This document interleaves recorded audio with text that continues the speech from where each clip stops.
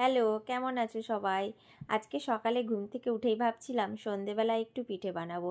সেই মতো আজকে কলেজ থেকে ফেরার সময় পিঠে বানানোর জন্য সব জিনিসপত্রগুলো কিনে নিয়ে হাজির হয়ে গেছি। দেখতেই পাচ্ছ নারকেল কোড়া করে ওটাতে খেজুরের গুড় আর একটু এলাচ দিয়ে পুর বানানোর জন্য বসিয়ে দিয়েছি। এদিকে গরম জলের ওপরে একটুখানি লবণ দিয়েছি, তারপরে চালের গুঁড়ো আস্তে আস্তে দিয়ে একটা নরম মসৃণ ডো বানাচ্ছি। ডোটা যত ভালো করে আমরা মেখে নেব ততটাই ভালো নরম হবে পিঠেগুলো। এই দেখো সুন্দর গোল গোল হয়েছে। এরপরে আমি ছোট্ট ছোট্ট করে লেচি কেটে পুলি বানিয়ে ওর মধ্যে পুর দিয়ে দিয়েছি।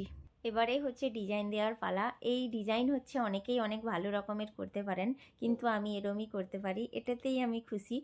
আমার কাছে একটা ইডলি মেকার ছিল, আজকে ওটাতেই পিঠেটা ভাপিয়ে নেব। যাই হোক, ওই লোয়ার প্যানটাতে গরম জল বসিয়ে দিয়েছি আর আপার পোর্শনটাতে পিঠেগুলোকে রেখে এখন আমি ওয়েট করছি পিঠেগুলো হওয়ার জন্য।